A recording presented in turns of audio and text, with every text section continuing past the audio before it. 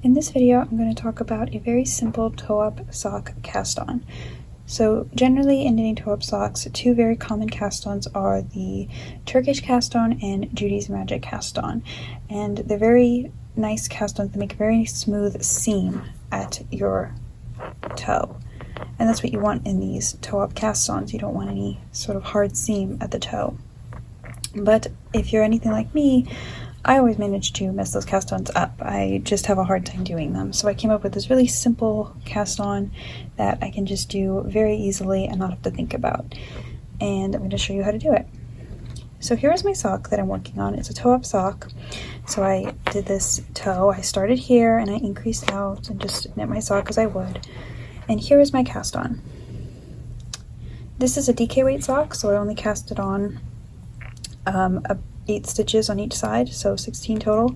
So it's very small, but you can see it's really, you can't really see anything amiss with it. Nothing stands out. It's very smooth on the inside because what this cast on is very simple. I did a long tail cast on and then I whip stitched it closed, and I did the whip stitch on the outside, so there was no seam inside the sock. There's my tail woven in, but there's no seam inside, so you get still that smooth feel of the sock, no seam, and it's just much easier than those two cast-ons in my opinion. So I'm going to show you how I do it.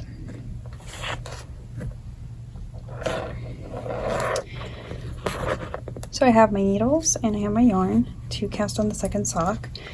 And like I said, for this sock I cast it on 8 stitches on each side. I do magic loop, so that's 16 stitches total. I'm just going to do a long tail cast on. So I leave my long tail and I position my thumb and index finger.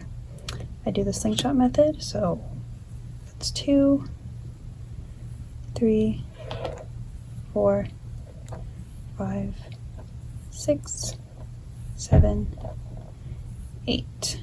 It's 8 stitches, and I'm going to cast on the next 8.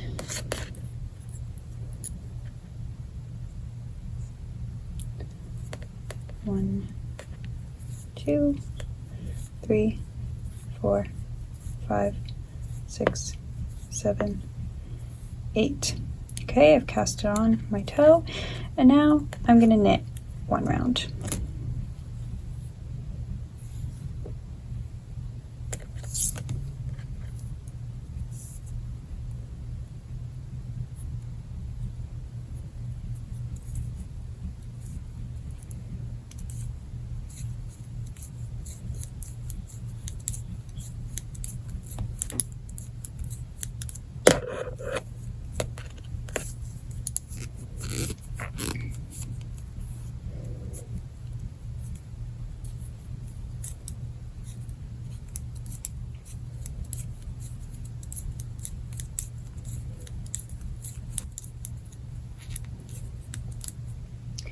And as far as I'm concerned, that's my cast on. I've cast it on, I've knit around, and now I can get started in my toe shaping. Now you can see my toe is still open. With a Turkish cast on or Judy's Magic cast on, this part would be closed. But I'm just going to close that later with my tail. For now, I'm going to knit my toe. And so I just did a standard toe for this sock. A standard toe, I do 2 increases on each needle tip, so 4 stitches every other round. So how I do my shaping is I KFB, which is knit front back, on the first stitch of the round. I knit that stitch and then I go into the back loop of that stitch. And then I knit 2 stitches before the end.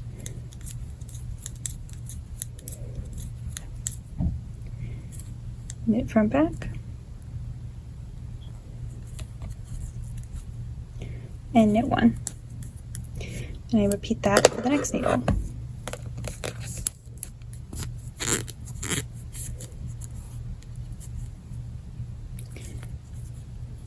KFB.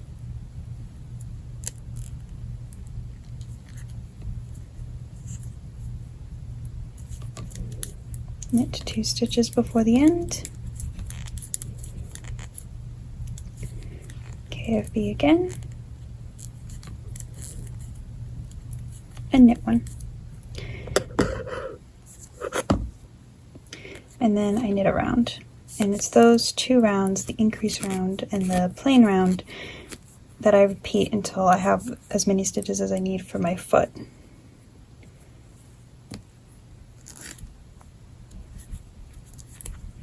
So usually when I knit my toe-up socks like this, I usually like to finish the toe before I seam this closed, but I'm just going to show you how I seam it closed.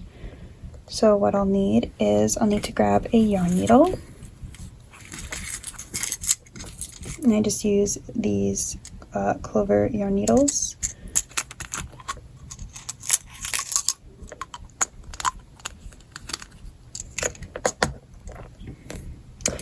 And what's great about this is it also serves as weaving in your end. So I just thread my tail into my yarn needle.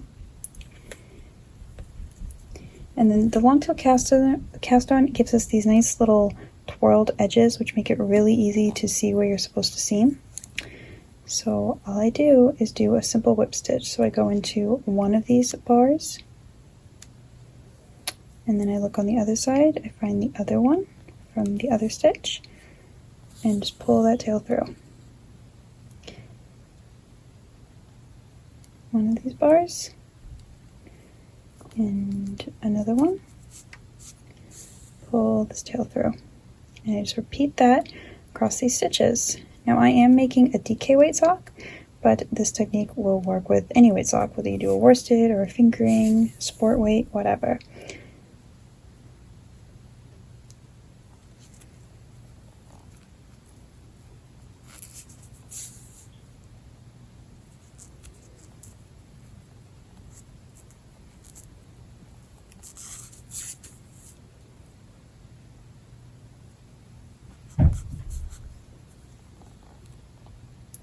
And I'm just going to knot it by passing my loop over that thread.